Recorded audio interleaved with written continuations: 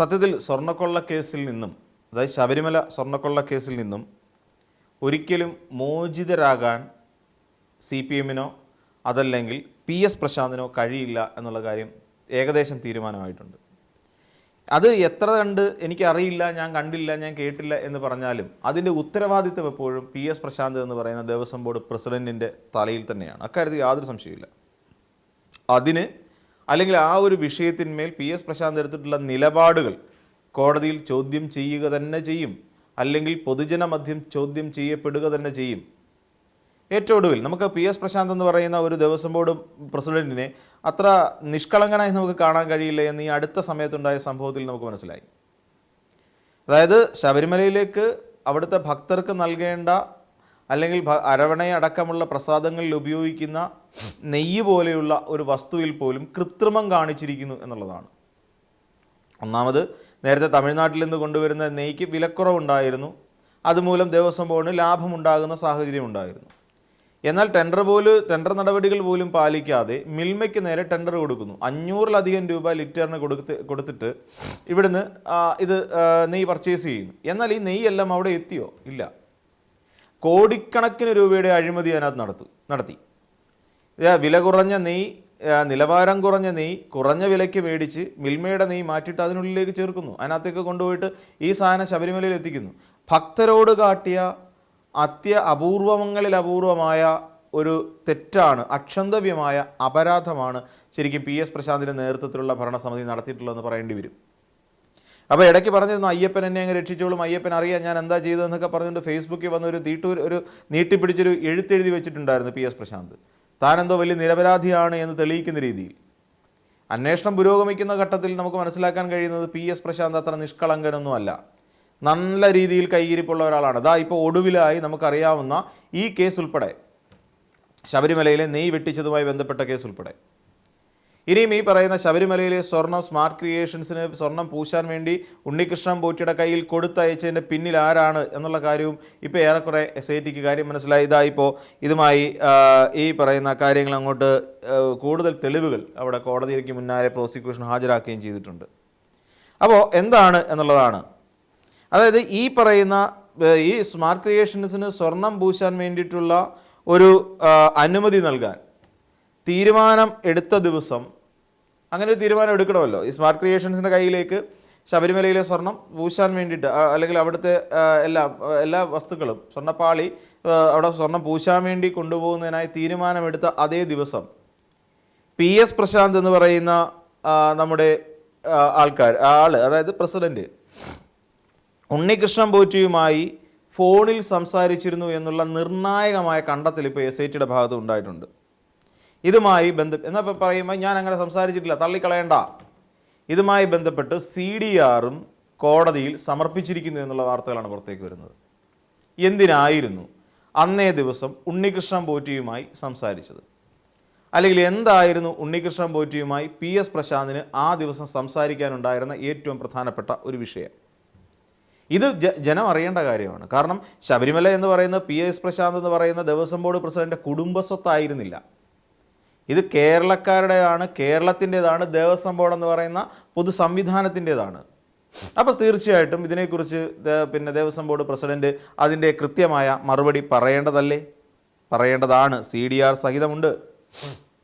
ഇവിടെ നോക്കിക്കോളൂ, ബോർഡ് യോഗം ചേരുന്നതിന് മുൻപ് തന്നെ ഉണ്ണികൃഷ്ണൻ പോറ്റി ഉൾപ്പെടെയുള്ളവരുമായി വാട്സാപ്പിൽ ചാറ്റ് നടത്തിയിട്ടുണ്ട്. അതായത് വാട്സാപ്പിലൂടെ ബന്ധപ്പെട്ടു എന്നുള്ളതിനെ സംബന്ധിച്ചുള്ള തെളിവുകളും ഹാജരാക്കിയിട്ടുണ്ട്. അതോടൊപ്പം തന്നെ ഇപ്പോൾ ഈ പുതിയതായി പിടിയിലായ ദേവസ്വം ബോർഡ് ഉദ്യോഗസ്ഥനായ അജികുമാർ, ഈ അജികുമാറും ഉണ്ണികൃഷ്ണൻ പോറ്റിയും തമ്മിൽ നേരിൽ കണ്ടിട്ടുണ്ട്. നേരിൽ കണ്ടതുമായി ബന്ധപ്പെട്ടിട്ടുള്ള തെളിവുകളും കോടതി മുമ്പാകെയുണ്ട്. അപ്പോൾ എന്ന് വെച്ചാൽ ഉണ്ണികൃഷ്ണൻ പോറ്റിയെ കണ്ടില്ല കേട്ടില്ല എനിക്കറിയില്ല എന്ന് പറഞ്ഞുകൊണ്ട് നിസ്സാരമായി ആ കേസിൽ നിന്നും തലയൂരി പോകാൻ ഇവർക്ക് കഴിയില്ല എന്നർത്ഥം. അതായത് ഉണ്ണികൃഷ്ണൻ പോറ്റിയുമായി അടുത്ത ബന്ധം ഇവർക്കൊക്കെ ഉണ്ടായിരുന്നു എന്ന് തെളിയിക്കുന്നതിനാസ്പദമായ എല്ലാ തെളിവുകളും നിലവിൽ ഇപ്പോൾ SITയുടെ കയ്യിലും പ്രോസിക്യൂഷൻ്റെ കയ്യിലും എത്തിക്കഴിഞ്ഞിരിക്കുന്നു. അപ്പോൾ പിന്നെ ഇനി അജികുമാറിന് വേറൊരു ബന്ധം കൂടിയുണ്ട്. അജികുമാർ എന്ന് പറയുന്ന ആൾ ഉണ്ണികൃഷ്ണൻ പോറ്റിയോട് ശുപാർശ ചെയ്തിരുന്നു. എന്തിനാണ്? അജികുമാറിൻ്റെ പരിചയത്തിൽപ്പെട്ട 2 പേർക്ക് വീടില്ല. അതുകൊണ്ട് ഉണ്ണികൃഷ്ണൻ പോറ്റിയുടെ നേതൃത്വത്തിൽ ഉണ്ണികൃഷ്ണൻ പോറ്റിയുടെ ചാരിറ്റി വർക്കിൻ്റെ ഭാഗമായി ആ 2 പേർക്ക് വീട് വെച്ച് കൊടുക്കണം. അതിനു വേണ്ട ശുപാർശയും ഉണ്ണികൃഷ്ണൻ പോറ്റിയോട് നമ്മുടെ അജികുമാർ നടത്തി എന്നുള്ള കാര്യവും പറയുന്നുണ്ട്. അത് മാത്രമല്ല, അത് പ്രകാരം വെറും ശുപാർശയായിട്ട് ഒതുങ്ങുന്നില്ല, വീട് വെച്ച് നൽകുക കൂടി ചെയ്തിരുന്നു എന്നുള്ള തെളിവുകളും ഇപ്പോൾ ഉണ്ട്. അപ്പോഴോ എന്നിട്ട് ഈ സംബന്ധിച്ച് എന്നിട്ട് ഈ വീടുകൾ വെച്ച് നൽകി. ഇതിൻ്റെ താക്കോൽ ദാന ചടങ്ങിൽ സത്യത്തിൽ ഈ പറയുന്ന അജികുമാറും പോറ്റിയും ഒരുമിച്ചിട്ടുണ്ടായിരുന്നു എന്നും ഇതുമായി ബന്ധപ്പെട്ട തെളിവുകൾ സൂചിപ്പിക്കുന്നുണ്ട്. അപ്പം ഒന്ന് ആലോചിച്ച് നോക്കിക്കോളൂ, നമ്മളെ എത്ര സമർത്ഥമായിട്ടാണ് ഇവർ എല്ലാവരും കൂടി, നമ്മുടെ PS പ്രശാന്ത് ആണെങ്കിലും PS പ്രശാന്തിൻ്റെ പറച്ചിൽ കേട്ട് കഴിഞ്ഞാൽ അദ്ദേഹം വലിയ എന്തോ നന്മമരമാണ് എന്ന് നമുക്ക് തോന്നിപ്പോകുമായിരുന്നു. അദ്ദേഹത്തിൻ്റെ ഫേസ്ബുക്കിലുള്ള ഇതുമായി ബന്ധപ്പെട്ടുള്ള അദ്ദേഹത്തിൻ്റെ എഴുത്തുകൾ പരിശോധിച്ചാൽ ഇത്രയും നിഷ്കളങ്കനും ഒരു തെറ്റും ചെയ്തിട്ടില്ലാത്തവനും ശബരിമലയിലെ സ്വർണത്തെ കൈകൊണ്ട് തൊട്ടുപോലും നോക്കിയിട്ടില്ലാത്ത ഒരു വ്യക്തി എന്നുള്ള നിലയിലുമൊക്കെ PS പ്രശാന്തിന് വലിയ പ്രാധാന്യം ഉണ്ടായിരുന്നു. ആ പ്രാധാന്യമാണ് അദ്ദേഹം മുതലാക്കുകയും ചെയ്തത്. അതിൻ്റെ ഭാഗമായിട്ട് ഇത്രയും തെളിവുകൾ പോരെ? CDR അടക്കം കോടതിക്ക് മുൻപായി ഹാജരാക്കുമ്പോൾ എനിക്ക് യാതൊരു ബന്ധവും ഉണ്ണികൃഷ്ണൻ പോറ്റിയുമായിട്ടില്ല എന്ന് പറഞ്ഞ് ഒഴിഞ്ഞു മാറാൻ കഴിയുമോ? കഴിയില്ല.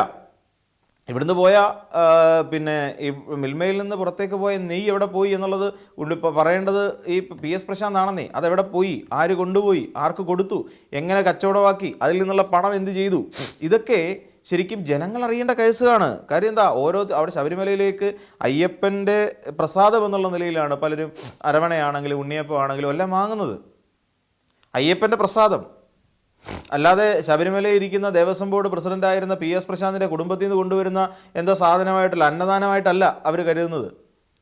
അയ്യപ്പൻ കൊടുക്കുന്ന, അവർക്ക് സ്നേഹത്തോടെ ഭക്തിയാദരപൂർവ്വം അവർ എടുക്കേണ്ട ഒരു സാധനമാണതല്ല. അതിനകത്ത് കള്ളം കാണിക്കുന്നത് അങ്ങേയറ്റത്തെ മോശകരമായ ഒരു പ്രവൃത്തിയാണെന്ന് തന്നെ പറയേണ്ടി വരും. അപ്പോൾ അതിനുള്ള പ്രതിഫലം എന്തായാലും ഉണ്ണികൃഷ്ണൻ പോറ്റിക്കും അതോടൊപ്പം തന്നെ ഈ നമ്മുടെ PS പ്രശാന്തിനെ പോലുള്ള പിന്നെ ദേവസ്വം ബോർഡ് പ്രസിഡന്റിനും ഒക്കെ കിട്ടണം, അനുഭവിക്കണം എന്നുള്ളതാണ് നമുക്ക് പറയാനുള്ളത്. പിന്നെ ഇതുമായി ബന്ധപ്പെട്ടുകൊണ്ട് ഈ സ്മാർട്ട് ക്രിയേഷൻസിലേക്ക് സ്വർണ്ണപ്പാളികൾ കൊണ്ടുപോകുന്നതുമായി ബന്ധപ്പെട്ടുകൊണ്ട് പോറ്റി അപേക്ഷ നൽകിയത് മറ്റൊരാളുടെ ഇമെയിലിൽ നിന്നാണ്. ഉണ്ണികൃഷ്ണൻ പോറ്റി പിന്നെ പക്ക ക്രിമിനലാണ്, കള്ളനാണ്, അക്കാര്യത്തിൽ യാതൊരു സംശയമില്ല. അപ്പോൾ ഈ പറയുന്ന അപേക്ഷ സമർപ്പിച്ചിരിക്കുന്നത് ഈ ശബരിമലയിൽ നിന്നുള്ള സ്വർണം അല്ലെങ്കിൽ കൊണ്ടുപോകുന്നതുമായി ബന്ധപ്പെട്ട് ബോർഡ് തീരുമാനമെടുത്തതിന് ശേഷമാണ്. അപ്പോൾ ബോർഡ് ഓൾറെഡി തീരുമാനിച്ചു കഴിഞ്ഞിരുന്നു.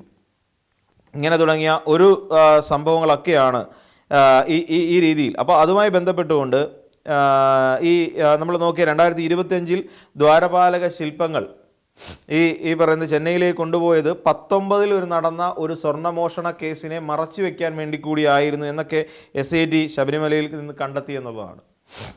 അതായത് ശബരിമലയിൽ ഉള്ള ദേവസ്വം ബോർഡ് എന്ന് പറയുന്ന ഒരു സംവിധാനം ശബരിമല എന്ന് പറയുന്ന ദേവാലയത്തെ, ക്ഷേത്രത്തെ കൊള്ളയടിക്കുന്നതിന് വേണ്ടിയിട്ടുള്ള ഒരു മെക്കാനിസം ആയിരുന്നു എന്നുള്ളതാണ് നമുക്ക് മനസ്സിലാക്കാൻ കഴിയുന്നത്. ശബരിമലയെ കൊള്ളയടിക്കുക, ശബരിമലയെ കൊള്ളയടിച്ചുകൊണ്ട് ശബരിമലയിലെ വസ്തുവകകൾ എങ്ങനെയെങ്കിലും തങ്ങളുടേതാക്കി മാറ്റുക. PS പ്രശാന്തിന് അതിൻ്റെ ഉത്തരവാദിത്വത്തിൽ നിന്ന് ഒരിക്കലും ഒഴിഞ്ഞു മാറാൻ കഴിയുന്ന ഒരു കാര്യമേ അല്ല. PS പ്രശാന്ത് കുടുങ്ങിയാൽ ഈ പറയുന്ന പോലെ സർക്കാരിൽ ആ സമയത്തുണ്ടായിരുന്ന മന്ത്രിമാരടക്കം മുഖ്യമന്ത്രി അടക്കം അതിനകത്ത് തെറ്റുകാരായി വരും. സ്വാഭാവികമല്ലേ? ഇത്തരത്തിലുള്ള ക്രമക്കേടുകൾ കണ്ടുപിടിച്ചു കഴിഞ്ഞാൽ പിന്നെ ആളിനെതിരെ കൃത്യമായ നടപടി സ്വീകരിക്കാൻ ആർജവമില്ലാതെ പോയ സർക്കാരാണ് ഇത് കഴിഞ്ഞു പോയത് എന്ന് പറയില്ലേ? തീർച്ചയായിട്ടും പറയും. അതുകൊണ്ട് തന്നെയാണ് ഇതിനകത്ത് വലിയ ക്രമക്കേട് നടന്നിട്ടുണ്ട്. ശബരിമല എന്ന് ഇപ്പോഴെങ്കിലും അത് തെളിഞ്ഞത് കാര്യമായി. അല്ലെങ്കിൽ ഇത്തരക്കാർക്ക് ശബരിമല എന്ന് പറയുന്ന ആ പരിപാവനമായ ക്ഷേത്രത്തെ കാലാകാലങ്ങൾ കൊള്ളയടിക്കാനുള്ള അവസരമുണ്ടാകുമായിരുന്നു.